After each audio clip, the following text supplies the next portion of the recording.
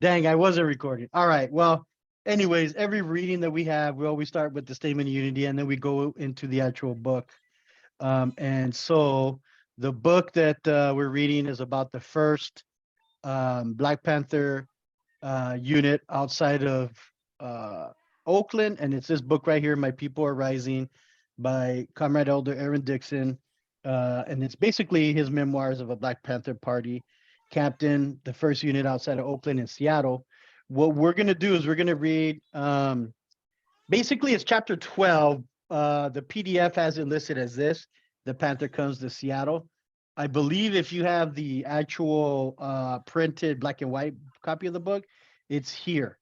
12, The Panther Comes to Seattle. On the PDF, it's page 135. And also just let me know if you need the PDF sent to you if you want to continue reading, because it's a really interesting book. Some of the pictures too are kind of dope, just like Comrade Elder High Thurman's book. You have some pictures from back in the 60s.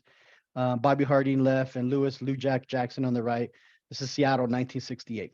This is some Panther members back in Seattle. Okay, and then so with that being said, I'll start reading, and then usually as I read, we stop and we talk about, yo, did this make sense to you, or maybe this hit home with me, and then I'll also keep an eye in the chat to see if anybody has any questions, comments, or concerns. Okay. With that being said, the Panther comes to Seattle. Move up a little higher, some way, somehow, because I've got my strength and it don't make no sense not to keep on pushing. It's a song by the Impressions, Keep on Pushing, 1964. This is what we had all been waiting for, whether we realized it or not. Revolutions were unfolding all over the world. Liberators such as Che Guevara, Ho Chi Minh, Kwame Nakamura, and Patrice Lumumba were international heroes, and Huey was poised to join that list. We were on the cusp of making history and could feel its power and danger eerily creeping up behind us. Back home in Seattle, after my week in Oakland, I felt more prepared. I was now armed with a mission to organize a Seattle chapter into a disciplined wing of the Black Panther Party. Exactly how this would transpire, I had not the faintest idea. I was merely a passenger on the train, and it had just so happened that I was assigned to the front of this particular car. I could only hope that with some wisdom, my eyes and instincts would guide us in the right direction. Our first and foremost task was to find a storefront office in a central location.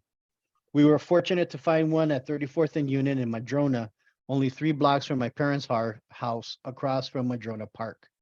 The storefront was across the street from Miss Ruby's house, one of our big neighborhood supporters. From her large blue house, Miss Ruby would operate as our eyes and ears, informing us when the police were snooping around. In front of Miss Ruby's house stood Mrs. Jackson's record store, where Mike Dean and I spent a good portion of our high school years listening to Motown sounds and turning over our hard-earned money to buy the latest hits.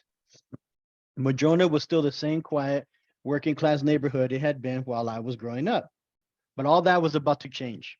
The storefront we had our eyes on was part of another connecting storefront owned by Brill Realty. Mr. Brill, the building's owner, had never been particularly friendly to anyone in the neighborhood, especially not young people. When Willie Brazier, Chester Northington, Curtis Harris, and I approached the squat, bow-legged, pale Mr. Brill and asked him about renting the vacant office, he responded in an abrupt, disruptive manner. No, I will not rent to you. We left quietly, though confidently. Later that night, a Molotov cocktail was thrown into the storefront, causing superficial damage. Damn. About a week later, we approached Mr. Brill again while he was repairing the building. This time, he promptly agreed to rent to us. Within days, we opened our storefront office, getting several desks and chairs donated, as well as a mimeograph machine. Word spread like wildfire through the Central District and the Rainier Valley to the south, and we began taking applications from new recruits. In the first 2 months, we received more than 300 applications. As I had seen in Oakland, the party attracted people from a wide spectrum of the Black community. Most were young Black high school kids, others were in their 20s, and a few other were older than 30, like Ron Carson, a smooth-skinned brother who ran a local poverty program. He was known to carry several pistols and was not one to bite his tongue. One cat was almost 40. This being Seattle, it was not unusual that a handful of the new recruits were Asian, like 15-year-old Guy Kuros, who was Japanese, 17-year-old Mike Gillespie, a Filipino trumpet player, and Mike Tagagawa, a Japanese Vietnam vet. These guys had all grown up in our neighborhood and had identified with young blacks in many ways. That's interesting. I'm gonna stop right there because what's interesting about that too is just like the Brown Berets, we had uh, a lot of our Filipino brothers and sisters join in ranks, and so that's interesting that because these individuals grew up in these black neighborhoods that they wanted to roll with the Panthers, and of course everybody knew the struggle then. That's very interesting. That's very interesting to me. Let me just check the uh, the attendance in the chat. See if there's anything in there. No. Okay. The new recruits signed up for a variety of reasons. Some for the sense of belonging to something that instantly gave their life meaning and purpose. Others because they had felt the sting of racism, the cuts of injustice, and felt this was their opportunity to strike back. A few were simply curious. A few others came with their own agenda and notions as to how the liberation struggle might be able to benefit them personally. The array of characters was impressive. Chester Northington, John Eichelberger, and Vietnam vet Bruce Hayes were older cats who had been involved in other Black nationalist organizations. Excuse me. I had met them previously at Voodoo Man's house. The Noble brothers brought 2 carloads of young recruits with them from the South End, including their 2 sisters. The Noble brothers earned their nickname F Troop, not so much for any resemblance to the bumbling idiots on the TV show F Troop, but due to their wild appearance and frequent lack of discipline. 2 17-year-old students, Warren Myers, who went to Catholic school, and Steve Phillips, later proved to be 2 of our bravest and best warriors. Also among the recruits were brothers who had been involved in street life and saw the party as their way of evening the score as well as redeeming themselves in the eyes of the community, like Willie Brazier and Jimmy Davis. And there was already, and there was always a steady trickle of Vietnam vets.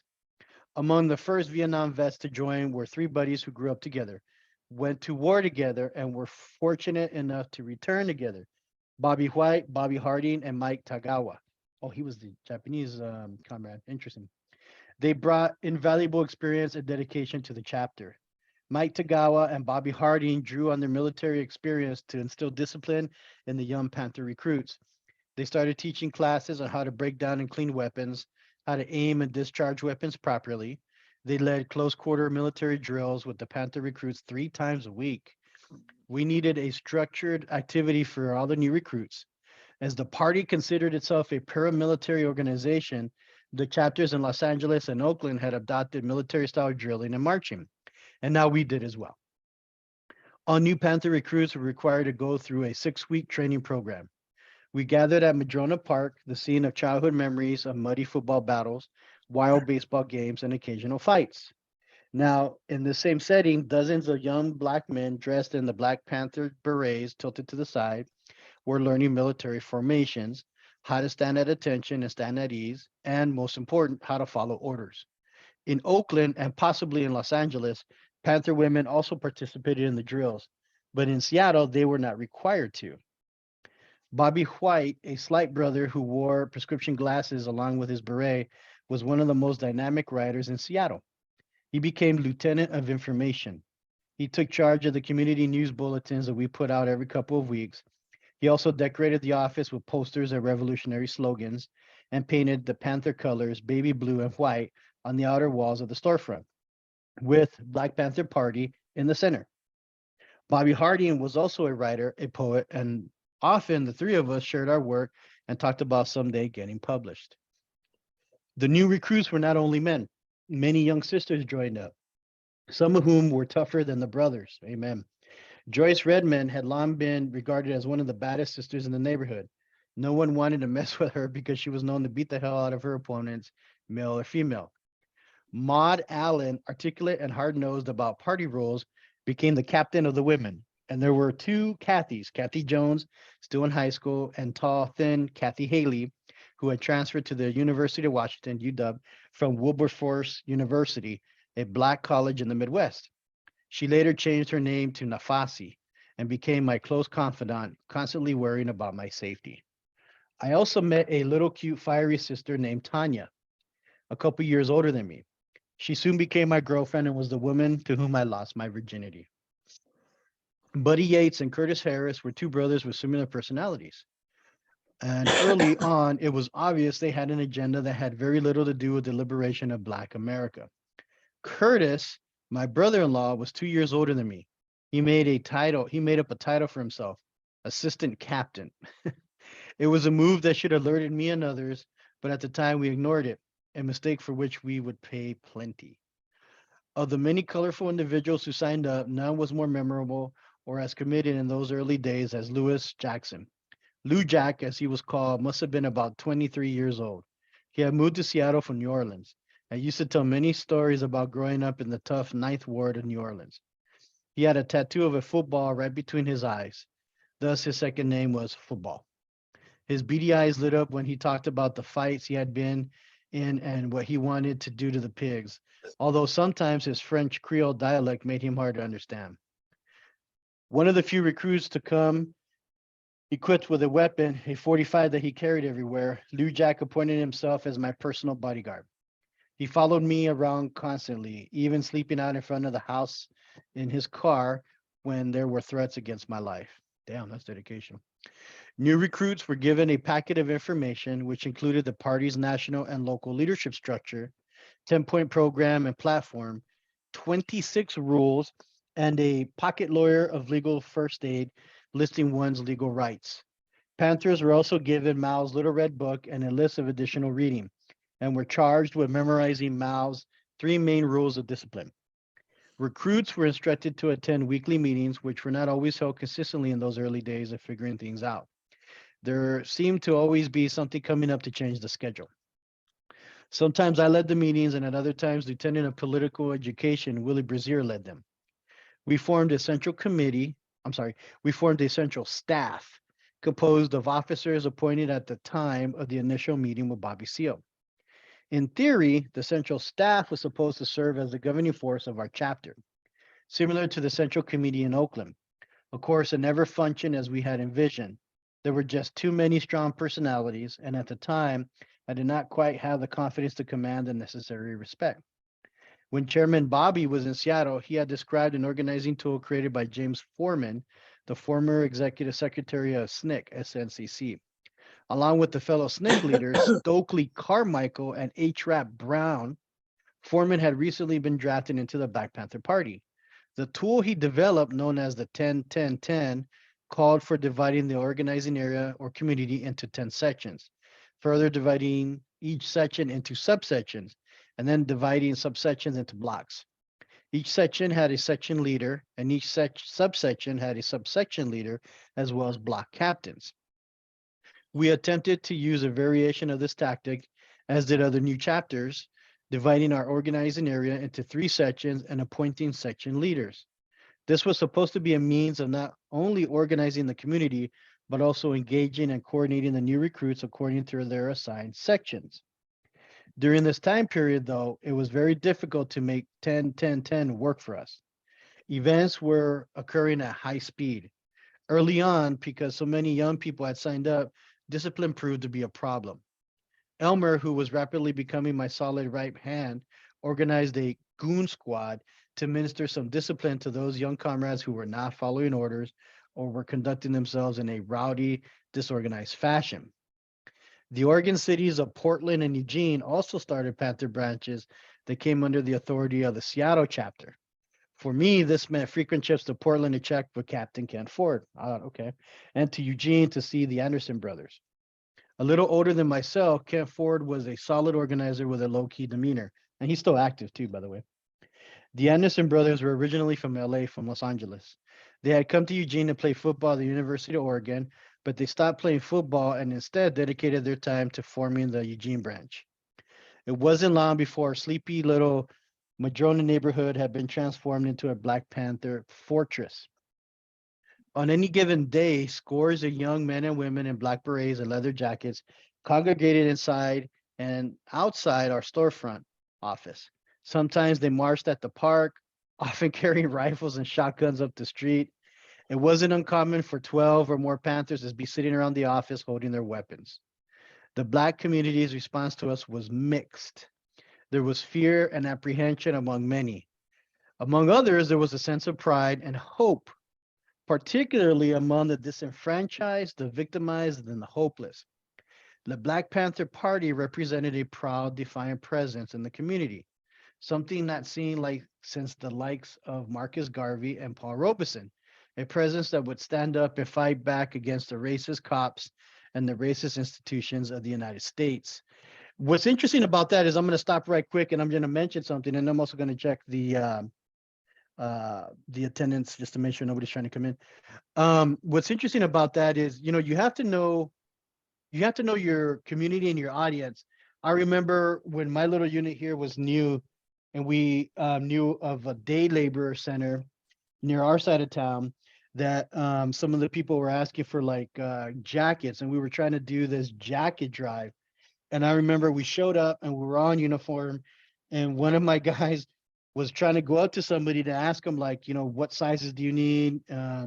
We can provide that, and he even spoke Spanish. And I remember they saw him and they ran. And I remember that guy running, ran up and told other people, and we still to this day don't know what he said. And then they all looked and they took off running. And then the second and third time we attempted to do it, we didn't go in uniform, just our berets, and it was a better response. And I remember having a meeting with my unit, and they were saying, maybe we look too paramilitaristic, right? Maybe they think like we're cops or something, because we had our full berets on, our full BDUs. But when we went in regular civilian clothes, it was good. And then when we went in civilian clothes, but with the berets, they remembered us in the civilian clothes, and it was good. And so when he says, that the Black community gave him a mixed response, I can almost see that. And I remember even having to educate people, like, we don't necessarily work with law enforcement. We don't like them, period. But like, we're here for you. And then a lot of the indigenous farm workers, they didn't understand like the uniform. Some of them knew who we were, some didn't. And then some people that were from Mexico, that had come up from California, they knew all about us, right? But it was interesting to get that response. And so when he mentions that in the book, like I can see that, it seems like in almost any paramilitaristic revolution, you're gonna get that from the people. You're gonna get different responses, right? But what a sight to see! Man, I almost wish I could go back in time and see what that office looked like. Everybody just hanging out there and carrying weapons and so forth. So the Black community's response to us was mixed. There was fear and apprehension among many. Among others, there was a sense of pride and hope, particularly among the disenfranchised, the victimized, and the hopeless. The Black Panther Party represented a proud, defiant presence in the community, something not seen since the likes of Marcus Garvey. Many people felt a powerful sense of pride when viewing Panthers in action. And this was never more evident than one overcast Seattle Saturday afternoon when more than 100 Panthers attended the Saturday afternoon drills in full Panther uniform. Oh man, that's a lot of people. Lieutenants Bobby Harding and Mike Tagawa had drilled the comrades for well over an hour, marching up and down Madrona Playfield. They looked superb and polished. Like clockwork, the cops showed up and lined up their cars on the side of the park. We decided we would give them something to look at. I instructed Bobby and Mike to lead the comrades onto the streets. They put on a display that day, marching out of the park, proceeding 3 blocks down 33rd Avenue, completely engulfing the streets, their eyes determined, looking straight ahead as Bobby and Mike barked out the cadences. They reached Cherry Street, one of the main streets coming up to Madrona. Marching on Cherry, the comrades occupied the entire right side of the street. The people in the neighborhood came out to watch, sitting on their porches, some cheering, others taking pictures, looking on with a secret pride that many of them had never felt before. Meanwhile, the cops had stationed squad cars at every intersection, and at one point, the comrades marched directly toward one of the police cruisers, but at the last second veered to the left. It was as if they had been marching together in formation for years. Finally, at the bottom of the hill, they turned and marched back up and into the park. This was a very proud day for the Black community. We showed that we were their protectors, their defenders. Our phones at the office were consistently ringing with people calling for help with landlord issues, spousal abuse, or problems with the police. In one incident, a single mother with a house full of kids called a report that her landlord had removed her front door because she had fallen behind in rent. God. We dispatched a squad of Panthers to the landlord's house. They secured the door, carried it down the street to the woman's house, and put it back on its hinges. We got frequent calls from women complaining about abuse from husbands or boyfriends. Usually, after a visit from a contingent of armed party members, the abuse would stop, at least for the time being. And we responded to constant calls about police harassment by showing up with armed Panthers to confront surprise police. Man, and this was in the Northwest. God, it's so crazy. During the last week of May, we received a call from a single Black mother whose son attended Rainier Beach, a predominantly white school located on the outer fringes of the Black community. She said her son had been having trouble with the white kids at school. They had beaten him up on several occasions, and the principal refused to do anything about it. That's very interesting because, believe it or not, that's still happening in some communities even to this day. Each week, I mailed a chapter report to Chairman Bobby, and once he received and reviewed it, we talked on the phone. The week prior to this mother's call, the chairman had reminded me that we were not the police, and our function was not to respond to every call, as we had learned the community would often take advantage of our services. With this in mind, I told the women we could not respond to her request. The mother continued to call our office nearly every day. We found out that at this school, we found out that as the school year was drawing to an end, the white kids at Rainier Beach stepped up the attacks, not only on this particular Black kid, but also on the other Black kids at the school. Finally, early on a Friday afternoon, she called again, crying and sounding desperate, saying that the white kids had brought knives, chains, and bricks to school, threatening the lives of her son and other Black students. Jesus. We received at least four other calls from distraught Black mothers. When I hung up the phone after speaking with the last mother, I looked around at the comrades who sat holding their rifles and shotguns. I could tell they were wondering if I was going to give the word. Let's go, I said, grabbing my carbine. We loaded up in three cars and headed south to Rainier Beach, taking back streets, past Lake Washington, past large, expensive homes and manicured lawns, finally arriving at the school. When we pulled up, when we pulled in, we spotted 30 cops lined up on the side of the building. Gosh, that's so crazy. Why didn't anybody get involved? Like, where's the school administration? The community gets involved, and of course the pigs are there. As we got out and headed toward the school entrance, a fat sergeant, his belly hanging over his belt, met us. I recognized him, and he and I had encountered each other on several occasions. He had once remarked snidely, "Oh, not the Panthers again," when we had responded to a community call. Okay. "Dixon," he blurted, "you can't take those loaded weapons into a school." I shot back, "They ain't loaded," rationalizing that if the carrier of the gun knew the bullet was not in the chamber, then according to the law, the gun was technically considered unloaded. We continued our way in and began looking for the principal. A man in a black suit hurried down the hallway. That was our man. Willie Brazier and several other comrades pursued him, escorting him back to an empty office where I confronted him. "If you don't protect these Black kids, then we will do it, understand?" The words just seemed to shoot out of my mouth. The poor guy was visibly shaken. "I promise I will make sure nothing happens again," he replied. Satisfied with his response, the 13 of us left the building. We backed our way across the street, keeping our eyes on the cops, just as Huey had instructed, hopped in our cars, and headed back to the office. The cops followed but did not stop us. That evening, I received a call from Mike Rosen of the ACLU, American Civil Liberties Union, the same attorney who had represented me, Larry, and Carl after the Franklin High School demonstration. He said that the district attorney was preparing an indictment against us, but it never came.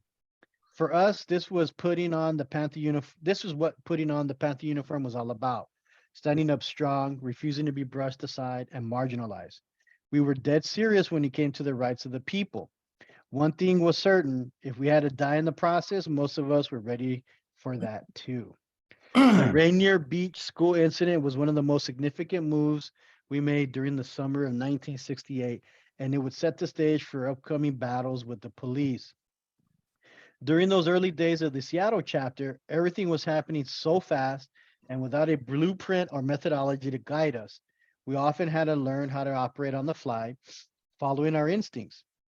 We had many recruits, yet we lacked a clear understanding or model of exactly what we were supposed to be doing on a daily basis and also in the long term. In response to the constant stream of requests from the community and beyond, we organized a speakers bureau to give talks on the Black Panther Party and what it was all about. Gary Owens, a college student in his early 20s, along with Willie Brazier and others, took the bulk of the speaking assignments. Eventually, we started getting deliveries of the Black Panther newspaper from Oakland once Eldridge Cleaver got out on bail following the April 6th shootout. Man. The paper had lain dormant until the return of the Minister of Information. The Black Panther was the most important and immediate mechanism the party had for educating people about what the party stood for and what was truly going on in the United States and the rest of the world. Sales of the paper also provided us with much needed source of revenue. Since the death of Martin Luther King Jr., my life and the life of many other Black youth throughout America had taken on an overwhelming sense of urgency. The movement was accelerating and transforming. We were now consumed with the fight for justice and the right to determine our own destiny. For me, school took a backseat to the emerging struggle. I'm just gonna stop real quick, just check to make sure nobody's got their hands up. Just check the chat.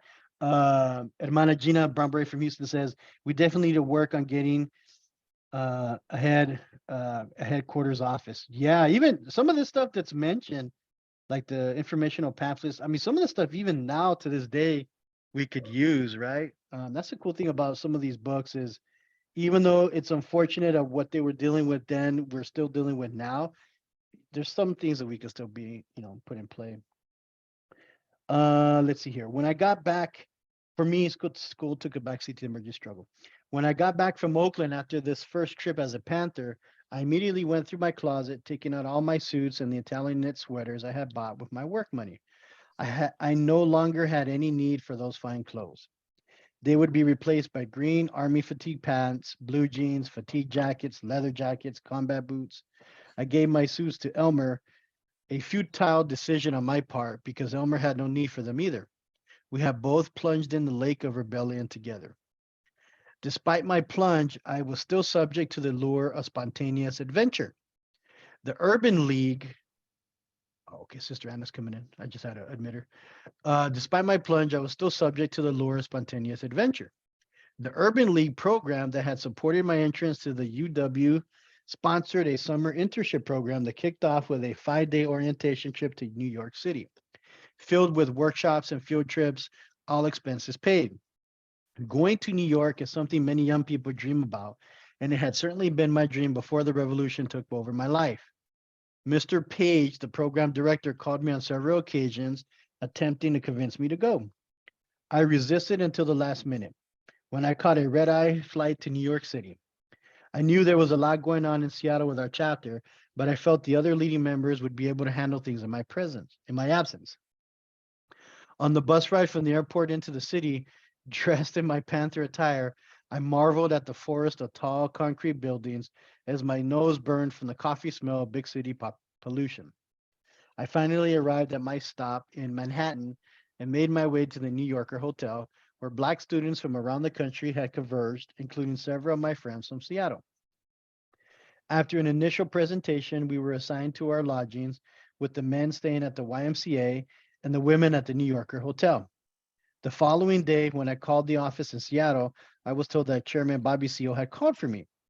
Upon hearing I was in New York, he left a message for me to meet him on Saturday morning at Brooklyn College in Flatbush, room 104. The next morning, I caught the subway to Flatbush. When I opened the door to room 104, there were 40 or 50 Black men and women dressed in dressed in Panther black with berets and leather jackets, directing their full attention to the front of the classroom. Chairman Bobby, along with David Hilliard, now the party's chief of staff, stood before the blackboard, giving a precise and thorough explanation of the theory behind the 10-10-10 organizing tool. The Panthers gathered in the classroom were the recruits in the New York chapter of the Black Panther Party. After the session, I went with Chairman Bobby, David Hilliard, and Captain Ron Pennywell, who had been sent from Oakland to organize the New York chapter, to the pad where Ron Pennywell was staying. Chairman Bobby asked why I was in New York. He did not register any anger, but at the end of the conversation, he told me, "Get your ass back in Seattle." The next day at the Urban League conference, we received our assignments to cities throughout the United States, where participants would be doing community work for the summer. Even though I had no intention of going, I was assigned to Houston, Texas, and given a plane ticket. At the airport, I changed my flight from Houston to Seattle and flew back to Seattle. One of the brothers in the program from North Carolina was assigned to Seattle. Instead of working for the Urban League, though, he ended up working with the Seattle Black Panther Party chapter. Amid all this activity, for a while, I was still able to write a bit. Finding a little time and quiet space in someone's empty apartment or my quiet room at home with some heavy jazz and a bottle of cheap wine. I could forget my role as captain and write about lost love or the difficulties of being Black in America.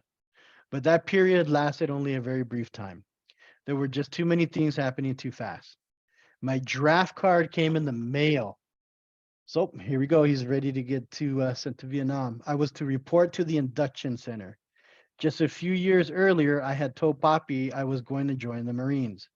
The expression on his face had changed immediately to indignation. "No son of mine is going to Vietnam. Those people over there haven't called you a nigger," he responded, echoing Muhammad Ali. That was all he had said, and all he really needed to say. From the tone of his voice and the look on his face, it had not been a time to question or challenge him. I had mumbled to myself, feeling stupid, not quite sure what to make of Poppy's response. I had grown up on American patriotism just like Poppy and the thousands upon thousands of other young men eager to go off to war and kill the enemy. Historically, going off to war was a rite of passage for a young man. Poppy had done it. He was more gung ho and patriotic than I could ever be. But after the war was over, with its bloody battles and great loss of life, to face the rebuke by your own country, the slap in the face that says, "Yeah, nigger, you can fight us, even die for us, but when it's over, you're still just a nigger." Gosh, Poppy was not going to let that happen to his sons.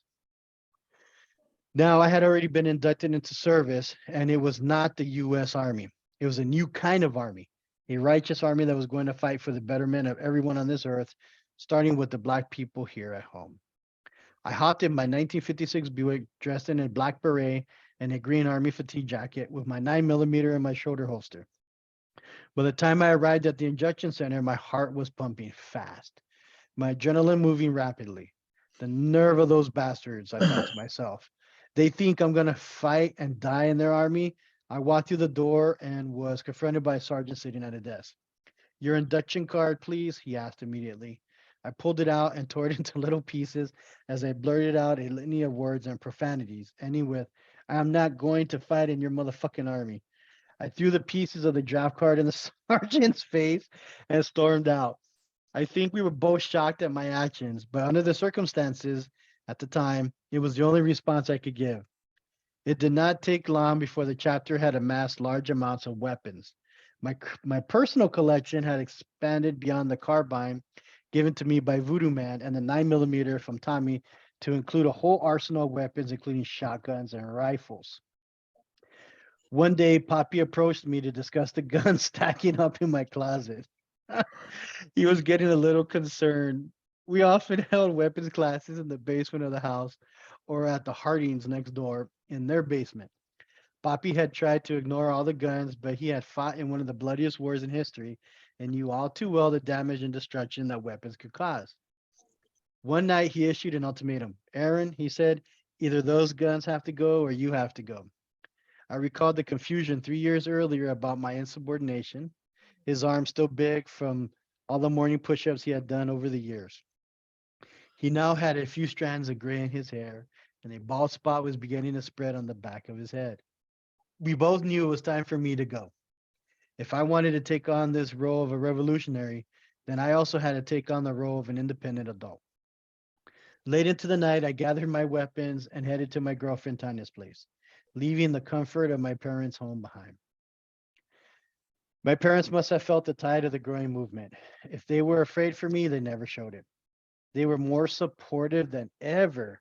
Their love stronger, and we were closer now than in the past. Wow.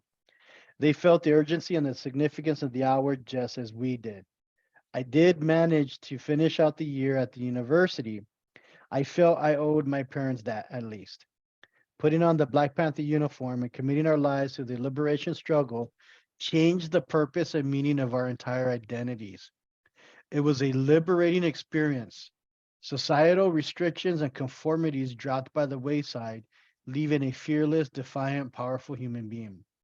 We no longer looked at ourselves in the same way, nor did we look at the system and its representatives in the same manner.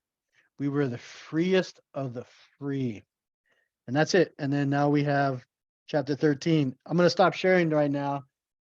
Man, that was pretty powerful for it was interesting for him to leave his mama and dad's house and then for them to embrace the struggle and the revolution, support him for it, and even love him for it. Because oftentimes that is not the case, right? There's something to be said about complacency, right? I mean, sometimes you could be victim of working that whole 9 to 5, getting used to the capitalistic structure and all that. And at that time in the 60s, and here in the North, I live in Oregon. It's racist as hell here, and I can't even imagine Washington State in the 60s. Um, I think that's very telling of his parents, and actually kind of beautiful that he got support for that. Um, and I'm looking into the comments, or if anybody wants to say anything, raise your hand. We have other berets here. Um, Sister Anna just joined. Panther Queen just joined. So we just finished reading that section in Aaron Dixon's book. Sister Anna, you have your hand up. Go ahead, sister. Yes, good evening, everyone. Thank you, Brother Lobo, for reading that chapter. Yeah, back in the 60s, it was a lot that was going on, and especially with the war that took place. And I'm very surprised that, Brother Aaron had pretty much told America basically he wasn't going to fight a war that isn't our war without being facing as some kind of penalty by being arrested.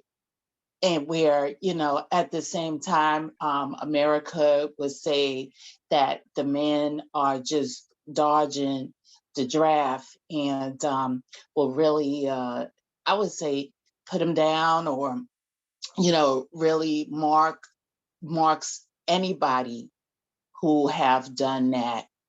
And it just show again about our youth who feel they're not going to subject themselves by the wrongs of what society or America was doing. And continuing or perpetuating the racism that was going on, especially when that was the birth or the beginning of the Black movement, because at the same time, America was about to face a civil race war. And though we had those presidents, at the time who tried to project themselves as being for the people, but yet being to have a lot of Americans to be so much into advocating for patriotism in the fight that was taking place there. You had a lot of African Americans, young men, who wasn't having to consent to something like that, or I would say, to go for that. So I have to take my hat off with, to Aaron for making a decision like that, which was pretty bold and, pretty much to the face of, that recruiter and saying, no, I'm not going to go for that. Black power. Yeah, I agree, sister. That's pretty bold because I mean, for him to throw his draft card and throw it in the start in that recruiter's face like that, you could have back in those days. Correct me wrong, Che and Andy, but back in those days, you could go to jail for that. If you remember, they were trying to send Muhammad Ali off to Vietnam, and he was trying to fight it. And I don't remember if they locked him up or he had to pay a fine or both, but like that, Both. yeah, he had to do both, right? Right. They banned him. Matter of fact, yeah, I think they suspended him for competing or to That's right. to actually fight one of the most important fights in his careers. And he went entirely off. And he sent a message to America where they pretty much call him a traitor. I mean, they put him through the ropes, you know. And so if they did that to him, can you imagine what they have done to the average common man? You know. That's what So I'm saying. Like that was pretty ballsy. That was pretty bold for him to do that, you know. But at the same absolutely. time, the more I read the book, like I could see where it was building up in him. You know what I mean? Like I Right. could see that. I could see it was building up in him. I just didn't imagine him taking weapons and then throwing it into Yeah. the recruiter's face. Like, God, Yeah, but we also have to look what was happening to the Black leaders at that time, such as Martin Luther King and Dr. Malcolm X, because after their assassination, um, it's not reported, there was over 500 riots that took place because, many African American had it, you know, of being, stumbled over, disrespected, and also was again, marginalized and target as, the punching bag, where we have to face racism. And that's what began, which the word that had been coined Black Power, which means, we want dignity, we want respect, we want to be acknowledged equally of what you are as a person. And still, the Black man wasn't at that time. So that was very revolutionary what what Aaron Dixon had done during that time, that symbolized Black liberation. that's right, sister. That's right. Comrade Elder Andy, you had your hand up. Yeah, I think that he really, Comrade Aaron, does a remarkable job of painting the picture exactly the way it was for a lot of young people, and that everything about their lives was suddenly being swept into this movement. It took place all across the country, and in some forms it took this militant, conscious step towards revolution. Not always, though. A lot of kids who didn't want to get drafted just took off and became hippies. I knew guys who were in the army who went AWOL and deserted. And I knew others that volunteered and went in and regretted that they did it. There was all sorts of things happening, but there were these driving forces of the war that was, if you ever seen that movie Hair, they have this one scene where these young men are marching into this troop transport plane. And it's just like they're marching into the mouth of hell or into death, because that's what it was. You is every it seems like everyone I knew had an impending sense of doom, and that they wanted to do something because they were young and they were full of life, and they were being led into a death machine by these old bastards like LBJ and Nixon and J. Edgar Hoover. For Christ's sake, I mean, it was like just we were surrounded by these vultures, these evil people who were determining the course of our life. So it was happening all over the world. I knew students from, I worked with students in Oakland who were from Ethiopia, and they were revolutionaries. They studied, um, they they they were militant, they were conscious. They went back to Ethiopia to participate in the revolution there, and they were all killed. They were all Marxist, and they were remarkable, beautiful young people. And that was the thing. Aaron's talking about something that was really, at its very nature, was a beautiful uprising of young people who said to hell with this system. And I'm glad I lived through those times. Aaron Yeah, does a great job in this. I agree, Comrade Elder. And I think the Vietnam War, specifically Vietnam, like there's a few times in the history of this like corrupt nation or whatever, where capitalism is just laid out in front of you, the nasty evil thing that it is. And I think the Vietnam War is one of them, because we all know black and brown people were drafted indiscriminately, but that poor working class. I remember I had an older um gentleman friend of mine who was one of the founding members of the Portland unit of AIM. And the interesting thing about Oregon is it's an all desert state except for the Willamette Valley, which Portland is part of the Willamette Valley. And it rains here like 8 months out of the year. But just 2, 3 hours away, you're in desert, right?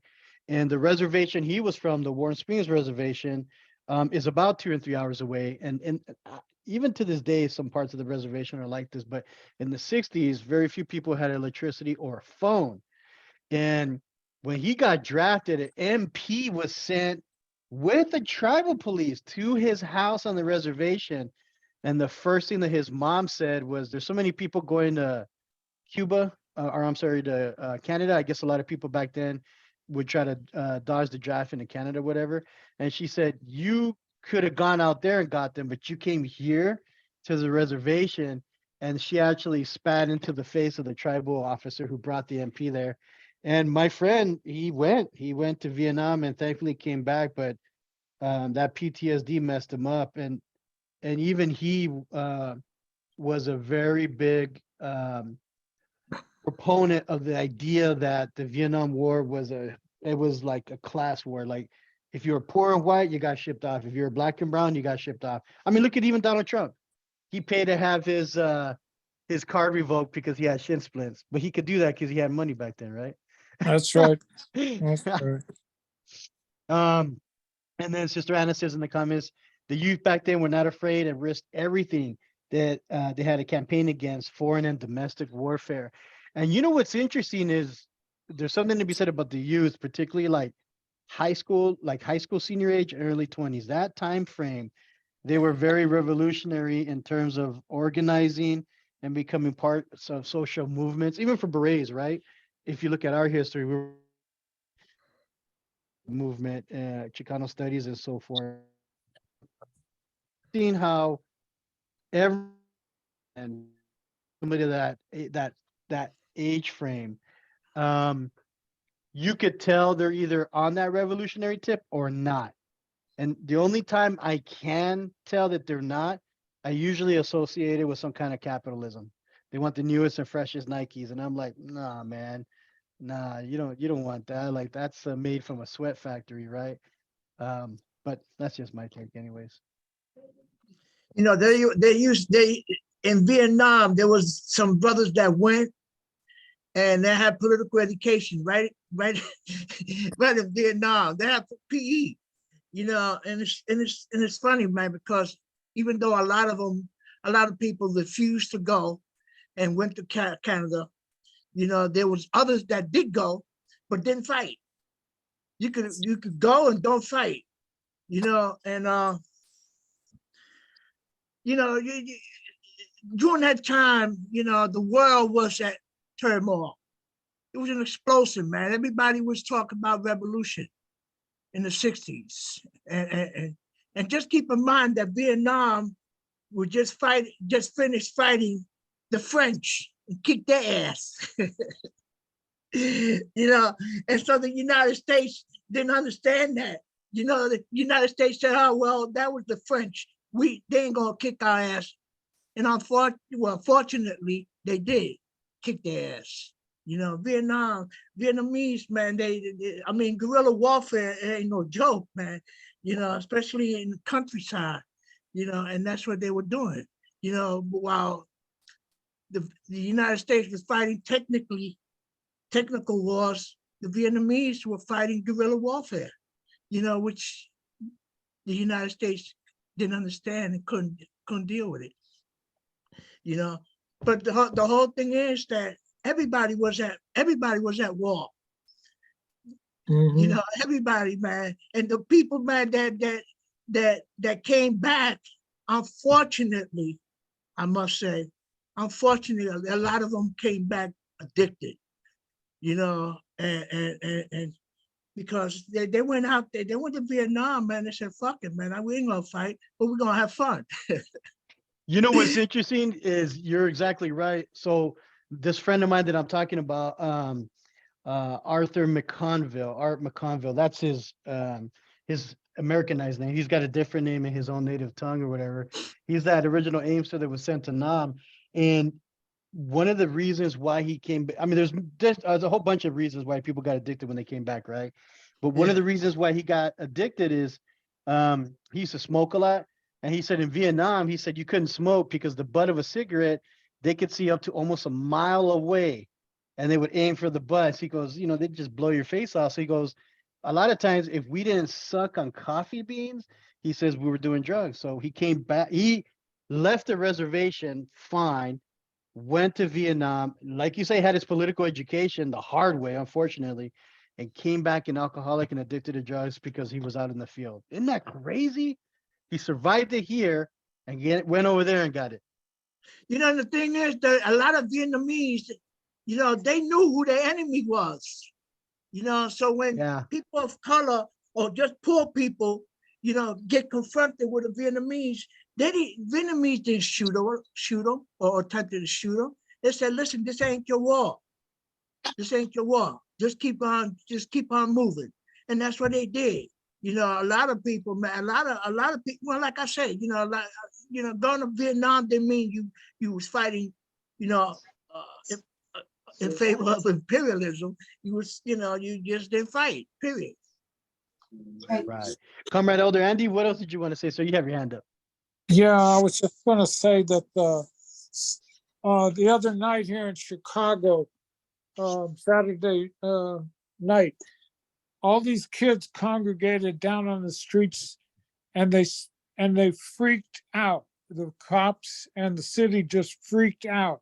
We got a new black mayor and he started kind of freaking out because they suddenly, out of nowhere, seemingly 200 or 300 kids made it out to the middle of the loop in Chicago where all the big well-to-do shops are and all the expensive penthouse housing and stuff like that.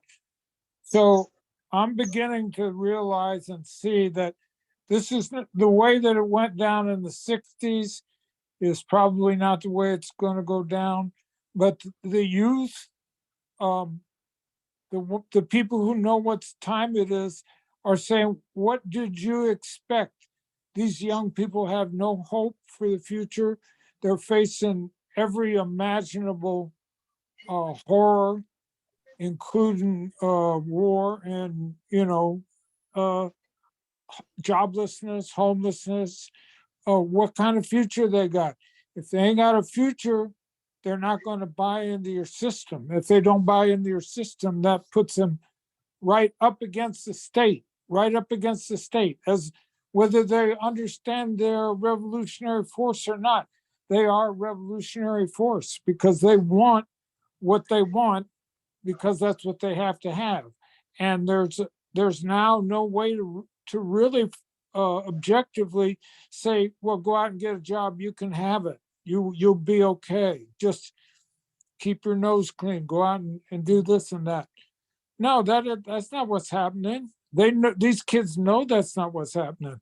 So the other night in Chicago is just like one little scenario that's going to happen over and over again. And what's happening in consequence is that half of the city is demanding more police, and half of the city is saying don't blame the young people. So you can imagine where the money is in that situation.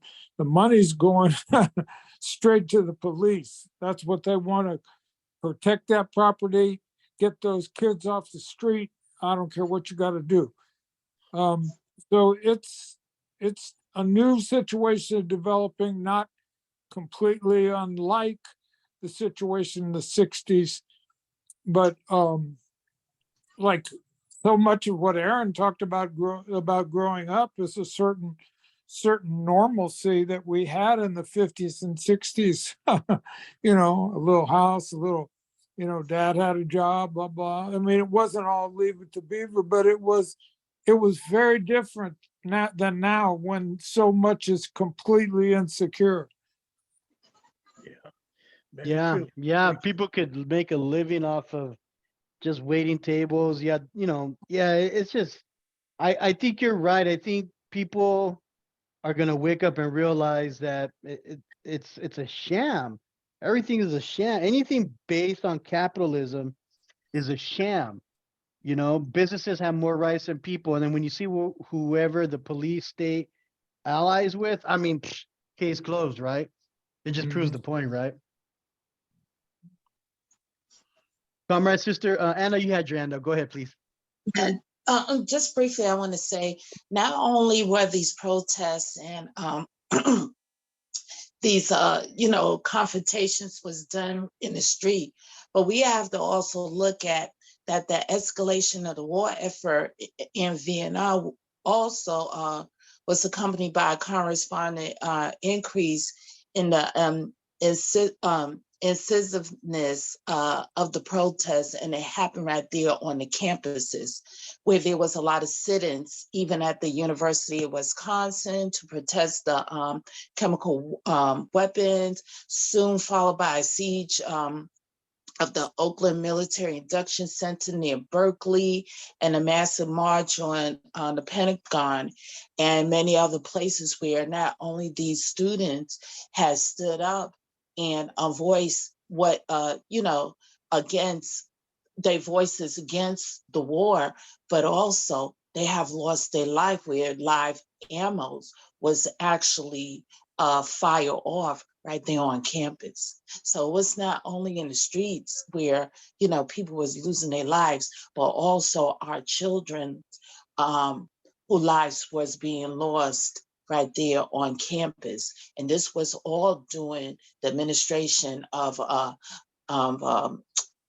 Kennedy, John F. Kennedy, who's supposed to be the people president. But I got my own personal views about him, because him and also, the other presidents that's there.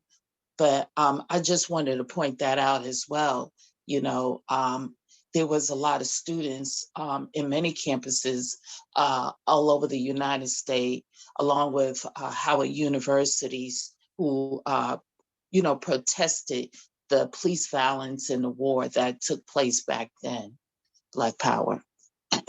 You bring up a really good point, Sister Anna, because like I always wondered, like it seems like the United States, they're always good at like smoke screens. Like, 9/11 happened, and then we thought, oh, patriotism, we got to go in Afghanistan, Iraq, and so forth. Well, they had the largest poppy seed and the largest petroleum reserve. So now we know that, maybe that's why we did that, right? And then I Yeah. often wondered, like like Comrade Elder Andy said, the Vietnam War, the Vietnamese just years before were in a war with the French and just decimated the French. Like, why were we there? Was it to stop the spread of communism, or was it to kind of defer off of everything that was happening at the schools?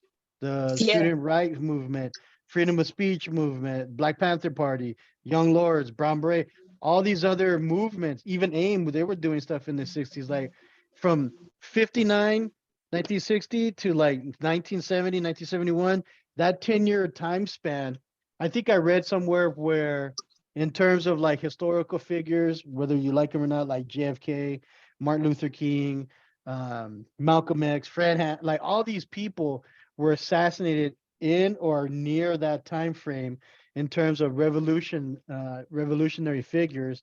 At the same time, things like you said were happening in the schools. So I often wondered if they needed that. Like, oh, you're gonna protest at schools? Okay, well, we're just gonna ship you off to war. Oh, Yeah, you're a young black or brown man? Okay, we're gonna ship you off to war. Oh, you know what I'm saying? Like, yeah, and you know what? That brings on an important question. What is the freedom of speech? Because the freedom of speech is evidently back then, as it is now, is being censored, taken away, where you are muted, or you're going to be tremendous repercussion. And we see that even online. Like, for example, I had like 49 days over me on Facebook because of what I have posted that was cultural. But yes, someone interpreted as being nude and sexual activity. And I tell you now, it was of African young men in training who formed the circle, had their feet, planted upright to form like a sundial.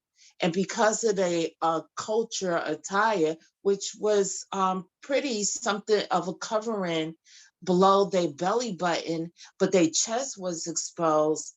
But it was in one of I guess I don't know what country in the continent, but someone had pinged it as being unethical and against the community standard. So that's like the example where people have lost their lives or being heavily sanctioned because of them voicing their opinion about something they know that is not morally right, or to stand up for something that is morally right, where it's against the ideology of what America was about. And again, all of this turmoil was happening during the period of John F. Kennedy, of Nixon, even Ford administration, even Obama,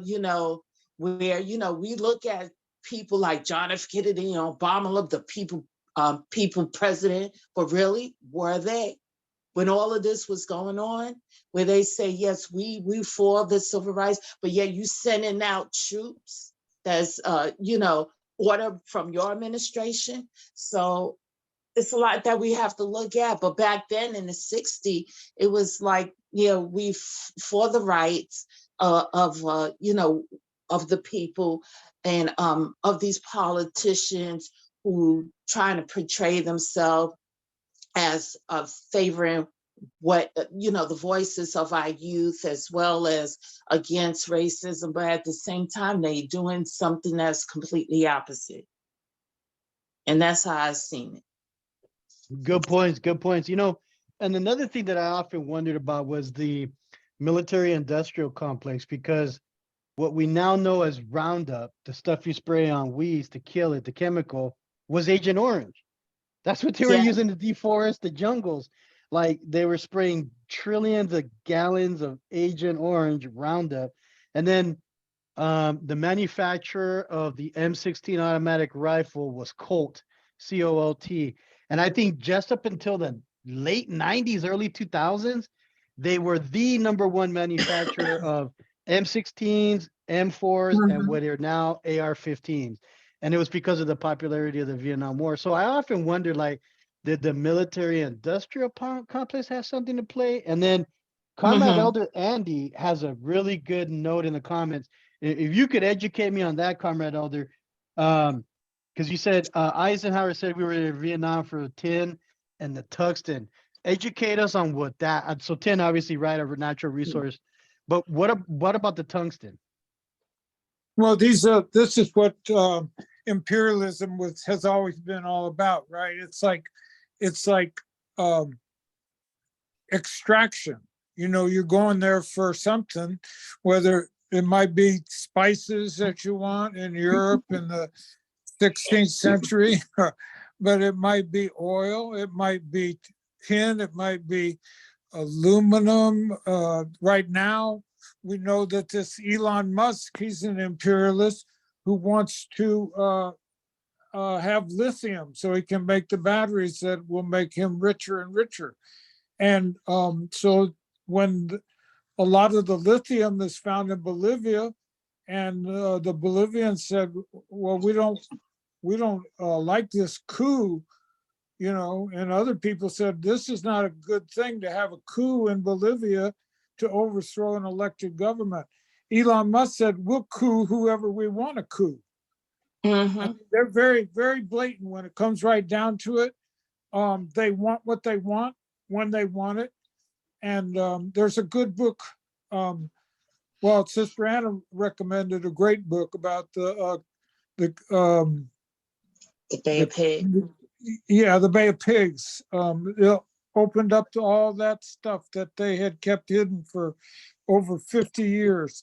And now you can read all about it. And it was all about that. It was all about, we're going to control this. We'll use the mafia to do it. We'll use whatever criminals. We'll kill whoever we want to kill. They killed Patrice Lumumba in the Congo during this period in the 60s. They killed Malcolm X. They killed Martin Luther King. Anybody who stepped too far out of line, they're willing to do anything. Yes. And that's what the American people as a whole are, I'm sorry to say, very unwilling to learn this lesson. I don't think that they're inherently stupid, but they are not learning these lessons from history, that this ruling class imperialist government of the US will do whatever they want to do to get whatever it is they want. And that's the bottom line. That is the bottom line. They simply are ruthless.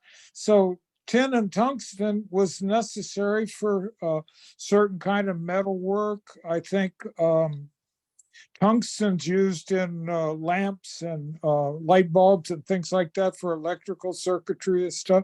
So Vietnam had that stuff. US said, we're going to get it.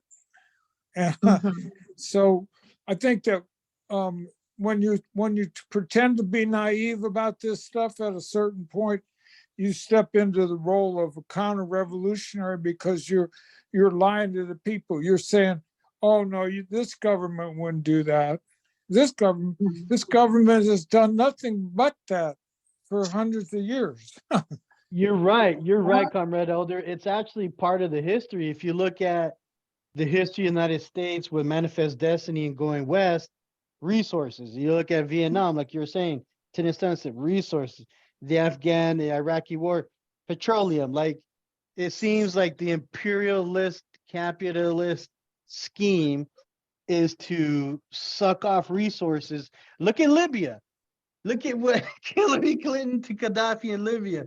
He was going to liberate his own people, put their currency on a national petroleum reserve for their people first and others, and she took them out. And now that's the world's leader of modern day slavery and human trafficking. Comrade Jorge, go ahead, and then we have Sister Anna next. You know, imperialism is about expansion. You know, they need to expand, you know, in order to have their empire well established.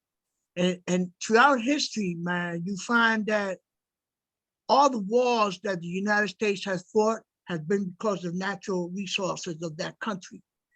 You know, Vietnam as an example, the various parts of Latin America as an example, Puerto Rico as an example, you know, and they tried to colonize other countries, man, because that's, you know, imperialism is also colonizing a country, you know, and since Russia has lost its power, I mean, this is the way I see it, has lost its power and it's now no longer as powerful as it used to be.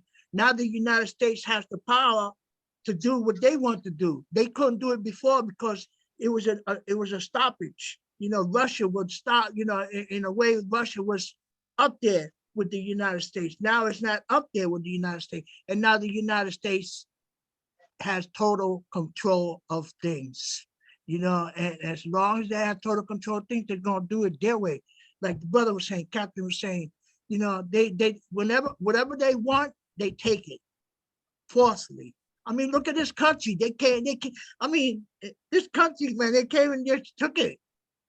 You know, they just took it. I mean, look at Mexico as an example. They went and took it. You know, Puerto Rico, man, they went invaded Puerto Rico, you know, bombed a few places in Puerto Rico and took over the island. You know, United States, by law, they're the most criminal people in the world. They really are, Comrade Elder. They really are. And I like what you said, imperialism and colonialism. Like, it's like, they're like a pair, right? I mean, they go hand in hand, man. Sister Anna, you had your hand up. Go ahead, hermana. Yeah, and in addition to what Andy and Ted had mentioned, brings back to what's happening now. From the great summit that took place in Washington, D.C., of all the African nations to come together, which America is, you know, trying to invest on them because of the fact that they have the resources with lithium. They have what they can do to back up their you know, their money, where now you have some nation who's part of the BRIT system, you know, and this is a system where the world is getting together and investing in a monetary system, and America is not included. And this is like basically karma, you know, back at America. And then, you know, you have America who's trying to please the world, but yet they want to get connected with the world, like Africa, that have the resources, where in Uganda alone, they had discovered 30 million tunics, you know, right there, in which America, I guarantee you, want that piece of the pie and will do whatever it can or she can to get those resources to a point where I guarantee you, sooner or later, America are going to start sanctioning Africa. And that's a big no-no, because you have China, who's trying to attack Africa, and everybody in the world who's trying to do another second round of a worldly strategic attack on Africa, like before when it came to slavery. So I just see that forthcoming pretty soon. And it's, you know, and it all goes down to the value of the American dollar as we cross over to become centralized with our money, where we have to give it all to the government first before we are able to pay our bills. Now, you talk about liberalism and you talking about freedom of any kind of speech, where everything is going to be slowly but surely but swiftly and quickly taken away from the American people. Black power. You got a really interesting point, sister, because, you know, if you look at history, the fall of the greatest imperialist nations or whatever, a lot of times, if it didn't overexpand physical boundaries, it was economics. And look at what happened to Rome. The Roman Empire, it had a double-sided effect. The Roman coin lost its value, and they were just too damn big to like govern themselves, right? That's why in parts of like Africa and parts of even like Spain, you can find Roman coins and aqueducts because their infrastructure was that big, but then it just fell apart. The money wasn't worth anything. People are like, well, why are we going to pay this to Caesar? Why are we going to have this money when we had our own? And then it's just too big to govern. And I think we're the only, if not one of the few nations in the world that has bases, military bases all over. And if you look at a map of military bases, it takes up a small amount of different states. Like we're just an imperialistic bully. And I don't know if y'all caught what Ralphie's comment was about BRICS, but he said Biden ordered 9 African nations to appear in DC, and it's believed that those nations all are not on board. China is threatening the U.S. Western rule. Again, is it because of communism, socialism? Is it because in that methodology of government, it's supposed to be resources shared equitably? Because that is a direct threat to capitalistic rule, and they're not going to want that, right? I mean, that's why they say we go into wars is to protect the democracy, right? But it's just funny to me when I look at communism, socialism that has failed in other countries, 99.9% of the time, there's some kind of US intervention. Libya, well, Gaddafi, Hillary Clinton took him out.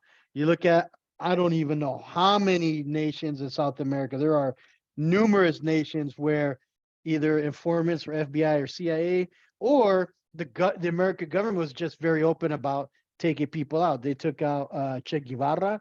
They took out so many socialist revolutions there in South America.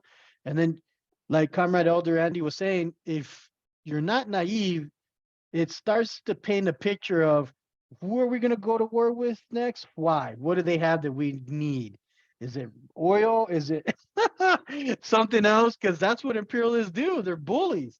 You got something, they take it. Like Jorge said, they just take it. You know, and at some point, people are going to be like, oh, hell no, we know what time it is, you know? Yeah, I just want to say briefly with Gaddafi. Gaddafi was the one who wanted, like what you say, brother Lobo. He started the first central world African bank investment where America founded a threat. And who took him out? Obama took him out and took him out quickly by interfering and making him look like a villain because of the fear and the things that was going to take place, where again America want to bully the world and be the sole center demigod of everything. Exactly right, sister. That's what imperialists do. They take people out, and then if you look at what's happening in Libya now, it just makes me wonder if we had just never intervened, would they have flourished? Probably. Imagine. I'm looking in the comments. Is there any other comments or suggestions? Andy says, Comrade Elder, Andy says the hegemony of the U.S. is already over. This is powerful. Lula spent 4 days, that's right, in Brazil. Lula spent 4 days in China making trade agreements with Brazil. Already Brazil exports 4 times more to China than the U.S. So here we go. That's going to be another economic war. And I often wonder if we don't go into World War III over politics, is it going to be over economics? Whether it's currency, but you see the economics is coming. You see it coming, right? Yeah. Economics. I think so too. I think so too. With the downfall of the dollar and more electronic currency like Bitcoin and stuff like that. And then just in terms of resources, you know, it's unfortunate that Brazil also has the rainforest around it. But if you look at the amount of exports that country has, they can compete. And then if you look at, so that's economically speaking. If you look at politically, even here in the US, I think it was California that if they were to secede, like leave the US, they could sustain themselves as a whole nation. California has its own economy. They're high producers.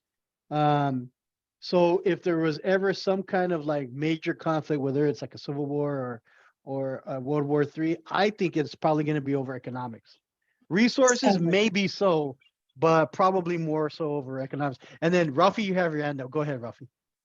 Yeah, no, I wanted to go back to Aaron Dixon's book because I really like the way that ended, where he had to make a choice and leave, right? And I know that back then information traveled slower than it does today. And I think that today, I think I agree with Andy. I don't think if anything pops off, it's not going to be like it was back in the day. It's going to be very different. A lot of our youth and even adults, we use these platforms and we're using technology as a form of, communication.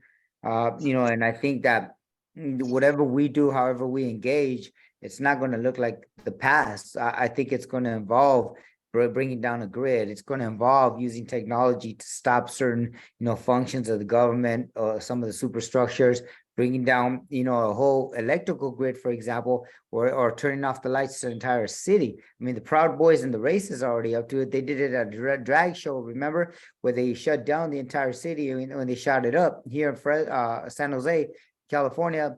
They also not busted, they never caught them, but somebody shot up a transformer, totally almost brought down the grid there. I think that when we contrast what's happening today with what happened 50 years ago, even 40 years ago, information is traveling real quick. And I agree, it's kind of disheartening because we're wondering, well, are the youth going to fight back? Are they too busy, too caught up in their AI? Are we too intertwined with this technology that we're never going to look up, right, and see what's going on in front of our faces? I tend to have confidence. I think that people will get mad, but it's also how we deliver that message to them. And you're right. I think Andy said, or somebody said, we haven't really taught that to them, or we haven't brought that to the, somehow that message hasn't reached all of them. And sometimes something's going to pop off. I don't think it's going to be here. That's for sure. I think we're too comfortable in the United States of America. It's going to probably be someplace else. And it will all be economic because people got to eat. People are hungry.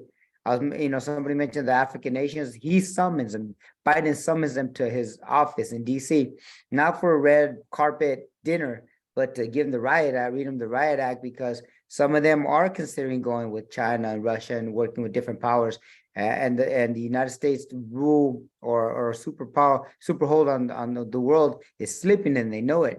And a lot of these African nations and other Latin American countries, like you said, Lobo, with Elon Musk going to Mexico now and invading Mexico, now he's going to be over there taking everything from there. And a lot of the communist, socialist comrades over there are pissed at AMLO because he's inviting them in. And, I know people are hungry, but I think eventually it's going to pop off. But we got to keep those messages out there. And I think that keeping them in the IA stratosphere, in the IA, platforms, in these internet platforms is going to have to be one of the places we spend a lot of our time, because they had Operation Mockingbird in the 60s and 70s. I don't know if y'all know, but the CIA Operation Mockingbird was a way to just mislead people with information that they posted on television, that they posted in newspapers. They misled the public intentionally. That was uncovered later. That doesn't mean they're not doing it today. Of course they're doing it today. So I think we're going to have to be, if we're going to take a revolutionary stand, we're going to have to be out there educating the youth, putting out videos, even if it's, in real time, dropping knowledge like some of you all have, or dropping, some gems like, a sister out there, Anna has, where she's calling out certain things, she's pointing at certain things. And I think that if we don't do that, the youth they'll get lost, or they'll easily be distracted. And that includes the adults, not just the youth, the adults as well, because it's easy to get caught up in in a movie or a basketball game or whatever we're doing, and forget, that this revolution never ended. It never ended. It's not going to end. It's a way of life for us, but we can't also get comfortable. I think that's what somebody else said earlier. I agree, hermano. I agree 100%. You know what, y'all? It's an hour and a half in. Does anybody else have anything they want to add on to before we wrap it up? I'll look for any hands up. No? Okay, well, thank you guys all for attending. This is a great conversation. I think to end on that note, I think Hermano Ralphie is 100% right. New times call for new tactics, right? And I mean, look at what's happening in Iran with the women's movement. That was all online, and it brought it to light, and so maybe that's a tool we can use. And then I saw something in the comments that Hermano Sheed said the same thing, other tactics, viruses or whatever, right? But anyways, thank you all for being here and being a part of the conversation. I enjoy talking and just getting the wheels turning about everything. We do this every Monday, 5 p.m. Pacific Standard Time. And then there's other readings too. Sister Anna has her own readings and so forth. So if you can't catch mine, catch somebody else's, because even though we follow the book, it spurs off other conversations, right? And I Yeah. think that's what I like most, is hearing the conversation that spurred off of the book and how we can relate it to present time and what our plan is for the future, no? Absolutely. All right, sister, if you want to do the countdown, and oh, before we go real quick, Hennessy, you had something you want to say? Go ahead, hermano. I just had a question. This is my first time attending one of the readings. I saw in the chat that there's 3 different days listed. Are these days all the same reading, or are y'all continuing with the next chapter? It's all the same book, but different chapters. So like my chapter was it's supposed to be like chapter 12 or something like that. So then tomorrow or the next day's reading is the chapter after that. So basically the whole book is read over the series of different readings, different meetings, if you think about it that way. So we need to show up to every meeting. Then is what you're saying? If you want, you don't have to, but the thing is you have the book, but you know, even though we talk about the book, the thing that I get off of the readings, not so much the book, because I've already read the book 2 or 3 times. The thing that I get off of the meetings is the conversations that spur off of the book and different things that even I forget. Like Ralphie was 100% right. You know, we got to call for different tactics, different things.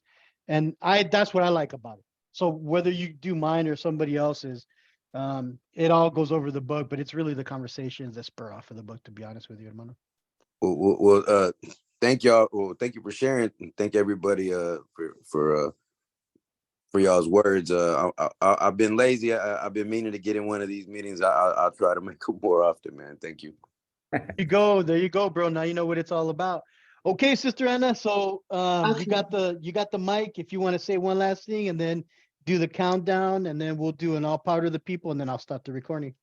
Okay, well, I thank you, Brother Henry, for that last input, because with our reading study club, it not only lays the blueprint, but also where we can continue to carry the torch and reread or revisit what was in the past in the books that we read in. But like Brother Lobo has said, it's the same book, but we continue on in a chapter.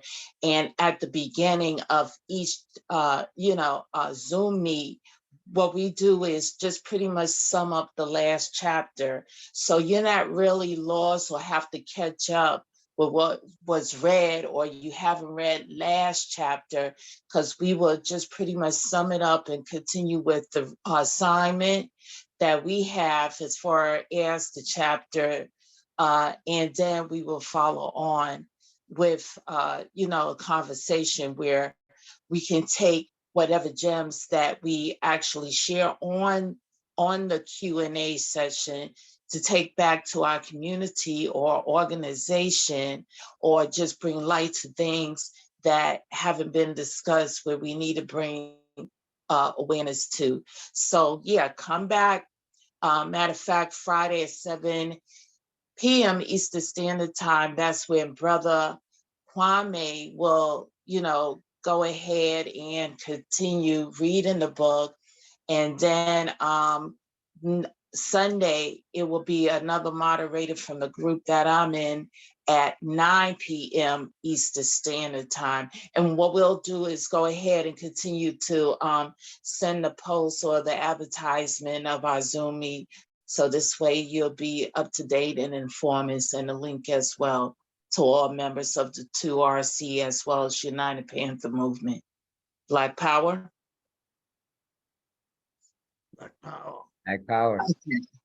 Okay, so I'm gonna go ahead and count down. Thank you, Brother Lobo, which I traditionally do. So on the count of 5, I don't know if you can see me. I didn't even know my video. So Yo, on there the you go. there I go. On the count of 5, 4, 3, 2, 1. Black Power. All power to the people. All power. Power to the people. All power to the people. Oh. Thank you, comrades. I'll go ahead and start the recording. Thank you guys so much. You're welcome.